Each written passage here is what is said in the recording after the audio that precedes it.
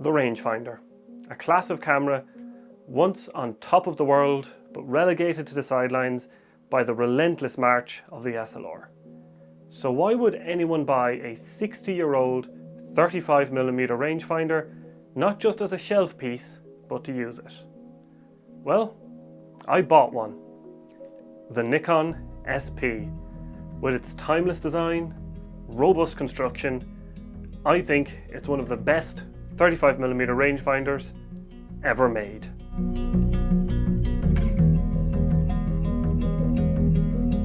So the Nikon SP is the only professional rangefinder Nikon ever made. According to Nikon anyway. Released in 1957, this was designed to overthrow the Leica M3. And at this time of innovation in the camera industry, the dominant German camera industry was being challenged by post-war Japan. It started with the release of the Nikon S2 in 1954, which was the first Nikon to be exported to the US from occupied Japan with the 36 by 24mm frame size. The Nikon 1, M and S models used the 34 by 24 frame, which was sometimes called a Nikon ban, for the few Japanese brands that were using it, like Minolta. This non-standard frame size was the cause of some of these early models not to be exported from Japan to other countries around the world. And so Nikon released the S2, which would have been a great release for Nikon if Leica did not release the M3 mere months earlier with multiple innovations that made the S2 look quite clunky by comparison. This spurred Nikon to develop the most advanced rangefinder ever made with the SP, and in Japanese fashion they loaded the cameras with features to make the M3 look quaint in comparison. And you know what? I'd say those Japanese engineers achieved their goal with this camera. Before we get started on how to use these cameras, we just have to admire the absolute beauty that is the Nikon rangefinders. Like, just look at it. It's absolutely gorgeous with a timeless design that has endured all the way from the 60s to today. So to get started with our tour, let's start on the top of the camera, and up here we find the usual controls on a film camera. We have our advancing lever, which you have to wind all the way to the end, otherwise the shutter button won't fire, and the shutter button, oddly enough, is right here. And that triggers the shutter. Thrilling stuff, I know. Above the advancing lever we have our frame counter, which is an automatic frame counter, and it automatically resets. I don't believe the S2 had the automatic resetting frame counter, but the SP does. Next to that we've got our little frame counter reminder. This doesn't actually do anything, it's just something you can switch between 36 and 20. It's mostly there to remind you how many exposures are on this roll. I'm not sure, maybe 20 exposure rolls were common in the 50s and 60s when this camera was made, but I just leave this on 36. Next we've got our shutter button right here. And around the shutter button we have the advanced rewind selector. So it's currently on A for advance, and that means if we turn this to OR for rewind, and that unlocks the mechanism so that you can rewind the film with the rewind crank on the left hand side when you've reached the end of your roll. And then to start shooting your next roll you have to switch it back to A for advance, cock. So you didn't push it all the way to the end there so it didn't fire. And then fire.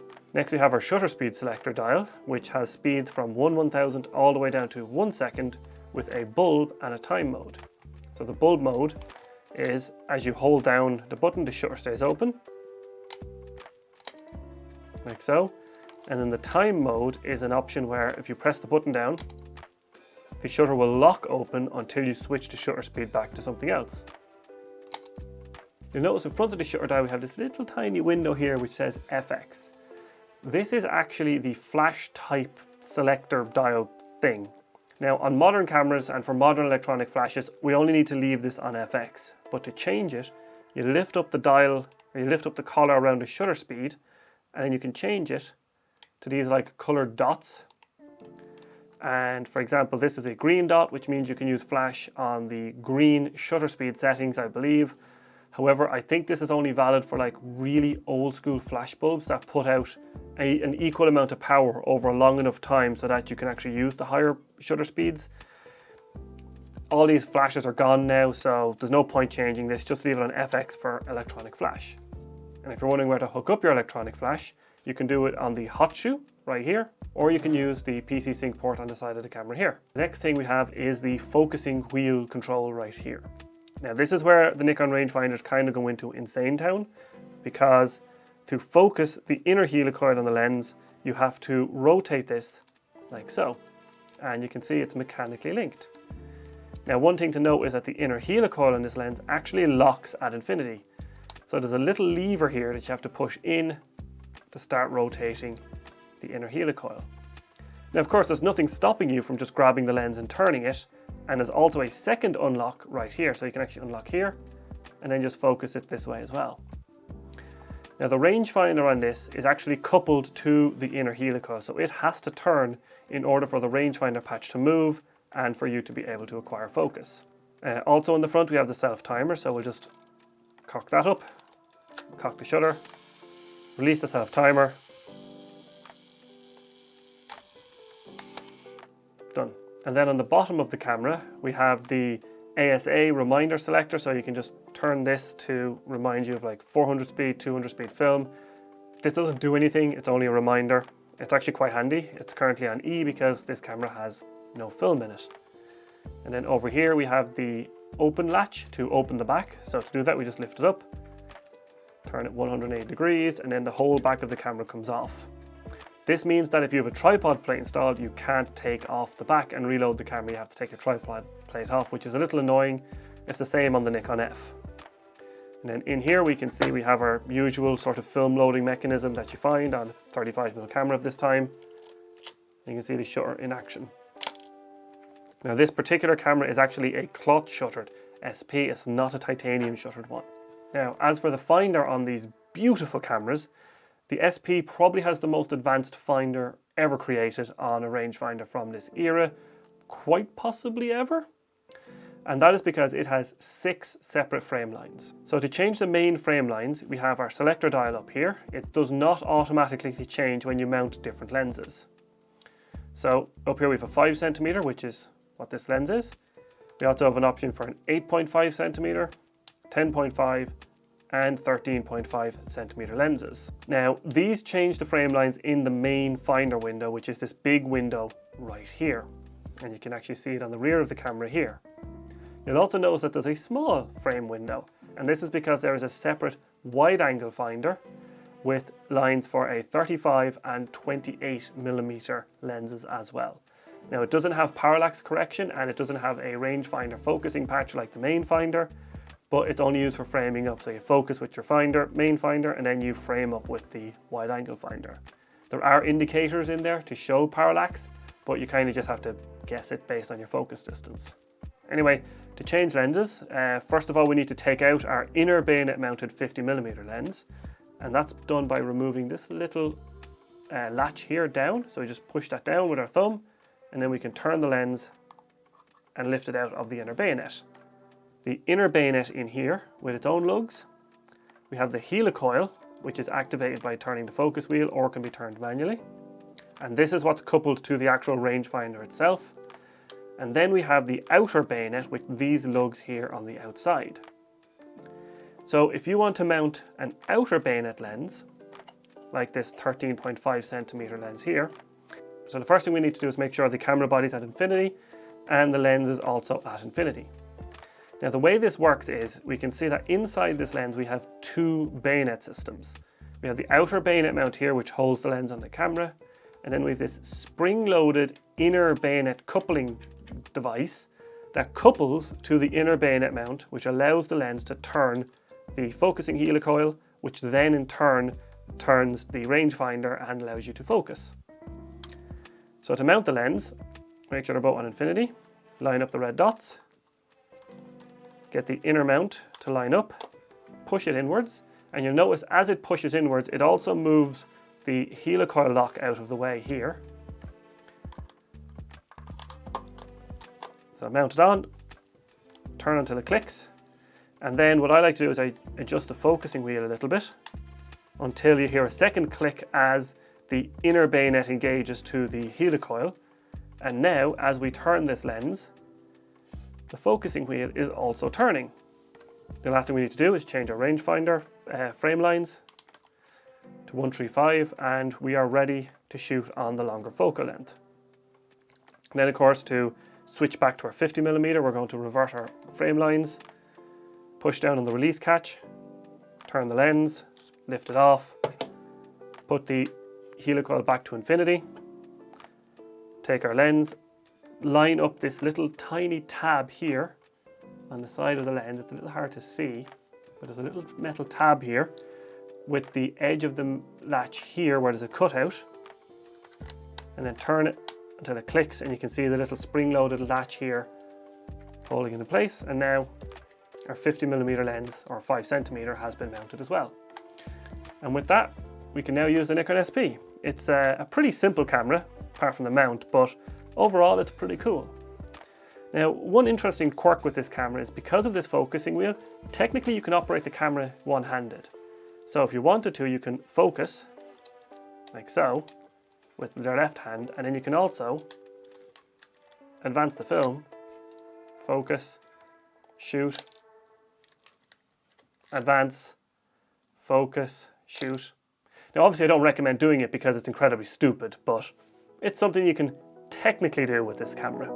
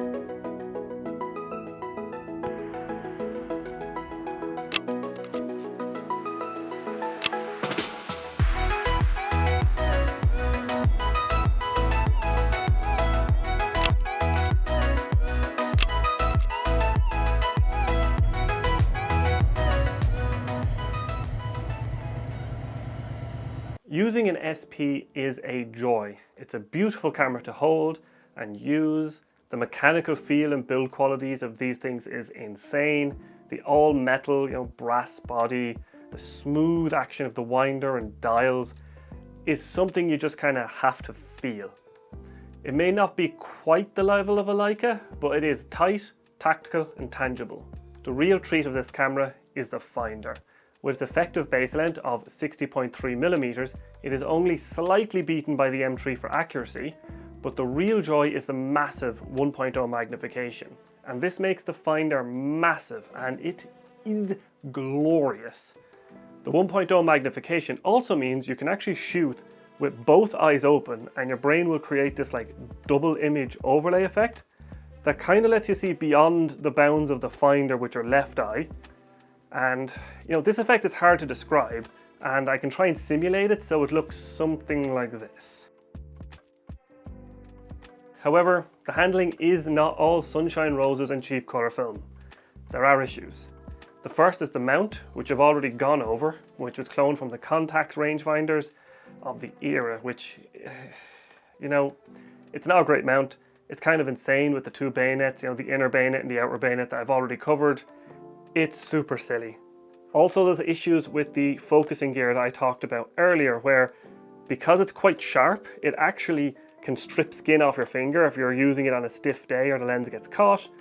And then if you try and use this on any of the lenses that use the outer bayonet mount that are in any way stiff, because of the mechanical advantage, you can't actually move the focus gear up here. However, they're still coupled when you move the lens. So if you're moving the lens That focus gear is doing 90 and is spinning like a buzzsaw. So, okay, you don't actually need to be careful of it, you know. In reality, it's not a major issue. It does let you use the camera one-handed, but yeah, it's kind of a stupid design. I wish they hadn't done that. Now, when you buy a Nikon rangefinder, they tend to have one of two lenses, either the 5cm f2 or the 5cm f1.4, which is what I went with. The lens is fairly sharp across the frame and stopped down to f2 or f4, but when it's wide open, it can be a bit on the soft side. So why are these Nikon rangefinders not as coveted as Leicas, despite being much rarer? You know, I've seen lots of Leicas out and about, but I've never seen a Nikon rangefinder in the wild. In fact, this SP is the only one I've actually seen in use. I think that this can be explained by the fact that Nikon only sold about 220,000 S units in total. That includes the S, S2, SP, S3, S4 and S3M. Meanwhile, Leica sold over 250,000 M3 units. Also at the time, Nikon and Canon and a lot of the goods from post-war Japan were seen as cheap knockoffs. This perception is actually what caused Japan to add those, JC2 quality stickers you see on a lot of older gear that you might be importing. So I do actually think it was a combination of the perception of Japanese goods being low quality cheap knockoffs, which they absolutely weren't, by the way. Now apparently there was an SP2 planned, and Nikon may have built some prototypes, but Nikon realized that the SLR had a lot more room to grow, and with the insanely wild success of the Nikon F, they ended up dropping the entire rangefinder line a few years later after this came out. Now you can't talk about the Nikon SP or really any Nikon rangefinder without mentioning the year 2000 remakes of the S3 and the 2005 remake of the SP. In the 2000s, Nikon decided to remake these cameras with two new lenses, and they are amazing. The S3 2000 is extremely nice and a faithful reproduction of the original S3, but the SP 2005 is on another level. And in fact, this is one of my grail cameras, and one day I will own both of those remakes. The only issue is that they are both rare and expensive, but I was able to handle one at a store in Tokyo, and just damn, they are nice cameras. Like, holy God, it is nice. And the photos I've seen with those modern versions of the rangefinder lenses are just, oh, they're so goddamn nice. So it seems that my Nikon rangefinder addiction is just beginning.